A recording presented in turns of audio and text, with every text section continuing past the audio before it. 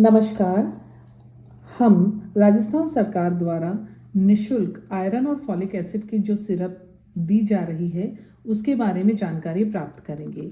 Iron एवं folic acid जो syrup है ये समस्त 6 माह से 59 माह के बच्चों को राजस्थान सरकार के द्वारा निशुल्क उपलब्ध करवाई जाती है। आशा सहयोगिनी के द्वारा आंगनवाड़ी केंद्र के माध्यम से ये समस्त बच्चों को दी जाएगी जो आंगनवाड़ी केंद्र के क्षेत्र में आते हैं। ये जो सिरप है प्रत्येक सप्ताह 2 बार अर्थात शुक्रवार और मंगलवार के दिन ये सिरप दी जाएगी। इस सिरप को माताओं को देने से पहले आशा सहयोगिनी अथवा एएनएम के द्वारा समझाइश की जाएगी कि उन्हें यह सिरप किस प्रकार से देनी है। इसकी समझाइश के दौरान ये बताया जाएगा कि इस सिरप को लेने के क्या फ़ायदे हैं, जैसे कि उनकी यदि वह इस सिरप का उपयोग करती हैं और बच्चे को प्रत्येक सप्ताह में 2 बार अर्थात माह में 8 बार इस सिरप को देती हैं तो इस सिरप से बच्चे की शारीरिक विकास, मानसिक विकास पे अच्छा प्रभाव पड़ेगा। बच्चा कुपोषण की श्रेणी में जाने से भी बचेगा, अनीमिया से उसका बचाव होगा, स्वस्थ रहेगा, बार बार बीमार कम होगा। इस प्रकार का समझाइश करें और अगर वो नहीं देती हैं यह दवाई तो इससे नुकसान क्या हो सकते हैं उसके बारे में भी बताया जाना ज़रूरी है।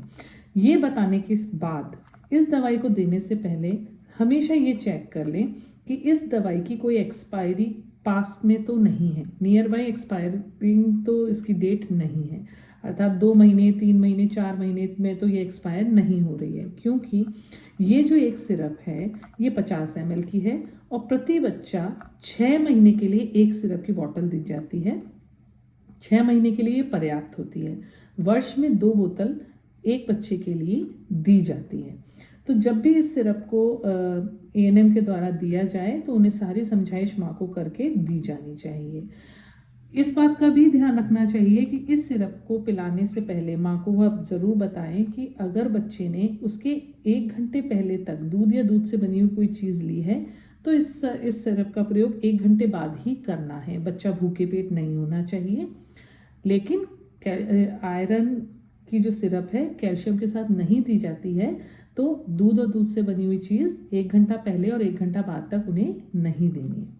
अगर बच्चा बीमार है, अगर उसकी कोई दवाइयाँ पहले से चल रही हैं या बच्चा अति गंभीर कुपोषित है तो हमें यह दवाई डॉक्टर की सलाह से ही देनी है, अन्यथा नहीं देनी है। इसको प्रयोग करने में एक्सपायरी देख ली। उसके पश्चात जब भी ये शीशी की जो कवर है हम खोलेंगे तो इसके अंदर हमें 2 चीज़ मिलती हैं। पहला है आयरन की सिरप की बोतल जो 50 ml की है। दूसरी चीज़ है एक निर्देशिका, एक छोटी सी निर्देशिका है। इस निर्देशिका के अंदर आईएफए सिरप को किस प्रकार प्रयोग करना है, किन किन बातों का ध्यान रखना है, इन सब के बारे में बहुत अच्छे विस्तार से लिखा है। यदि माता भूल भी जाती है तो आशा सहयोगिनी ये बता सकती है कि आप इसमें लिखी हुई पर्ची को पढ़ सकते हैं और इसको प्रयोग में ला सकते हैं। इसके पश्चात माँ को इस दवाई का प्रयोग करना सिखाना आवश्यक है। इसको प्रयोग करने के लिए हम बताएंगे कि पहले आप दवाई को अच्छे से हिला लें। हिलाने के पश्चात उसका ऊपर का ढक्कन आप खोलें। ढक्कन खोलने के बाद आप देखेंगे कि इसके अंदर एक छोटा सा ऑटो डिस्पेंसर है। इसके अंदर छेद है ढक्कन के अंदर। जब भी दवाई पिलानी है पहले शेक करा, उसके बाद धीरे धीरे आप जब इसको दबाएंगे तो आप देख रहे हैं इसके अंदर दवाई भर रही है। तो आप इसको पूरा धीरे धीरे दबा के और इस ढक्कन को आप पूरी तरह से भर लेंगे, क्योंकि ये जो ढक्कन है ये 1 ml ही दवाई इसके अंदर आती है। आपको अलग से कोई चम्मच या किसी ढक्कन में इसको निकाल के नापने की ज़रूरत नहीं है। ये इसके अंदर जो जितनी दवाई है वो 1 ml ही है और 1 ml ही दवा हमको बच्चे को एक बार में 1 दिन में देनी है। ये निकलने के बाद आप देख सकते हैं इसके अंदर दवाई भरी हुई है। अब आप इसको बच्चे को पिला दें। बच्चे को पिलाने के बाद आप इसको देख लें कि इसके अंदर दवाई और तो नहीं रह गई है, बच्चे ने पूरी पी ली है, रह गई है तो उसे बिल्कुल खाली कर लें, उसको पिला दें बच्चे को। उसके बाद आप इसका ढक्कन दोबारा से लगाएं। लगाने के बाद ढक्कन को अच्छे से टाइट करके लगाएं ताकि ये खुले ना और ये खराब भी ना हो। ऑटो डिस्पेंसर जो ढक्कन है उसको निकालने की आवश्यकता नहीं है, क्योंकि अगर आप उसको निकाल देते हैं तो दवाई के खराब होने की संभावना बहुत बढ़ जाती है। तो हमें ऑटो डिस्पेंसर का ढक्कन नहीं निकालना है, किसी चम्मच किसी ढक्कन दूसरे का प्रयोग नहीं करना है।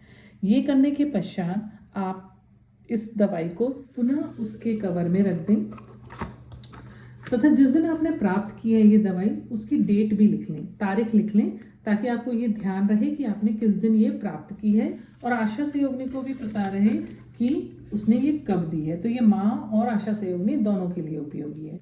ये करने के बाद आप इसको अच्छे से कवर करके और एक ऐसी जगह रखें जो नमी से दूर हो, अधिक गर्मी भी ना हो, बच्चों के हाथ भी ना आए ताकि ये खराब हो। आप इस तरह से इसको रख दें। जैसे ही 6 महीने पूरे होने वाले हो, दवाई खत्म होने वाली हो, तो आशा सहयोगिनी अपनी माता को फिर से यही दवाई दें और उन्हें समझाएं, उन्हें बताएं इसका उपयोग किस तरह से करना है। पुनः उसको दोबारा से समझाकर फिर ही ये दवाई की शीशी दें। दवाई की शीशी देने के बाद और हर बार जब भी वो विजिट करने जा रही हैं, गृह भ्रमण करने जाएं, तो उनके ममता कार्ड को अवश्य देखें। और ममता कार्ड में अगर माँ ने राइट का निशान लगा रखा है कि किस सप्ताह में उसने दवाई पिलाई है, किस सप्ताह में नहीं पिलाई है, तो उसको भी एक बार देखें। माँ को सिखाएं कि उन्हें किस तरह से ये टिक लगाना है कि बच्चे ने इस सप्ताह दवाई पी है और अगले सप्ताह की भी दोनों खुराकें पी हैं। उसको देखने के साथ ही आप जब भी फॉलोअप के लिए जाएं आशा सहयोगिनी, तब माता से सिरप जरूर मंगाएं। एक खुराक अपने सामने, अगर मंगलवार है या शुक्रवार है तो अपने सामने पिलाएं।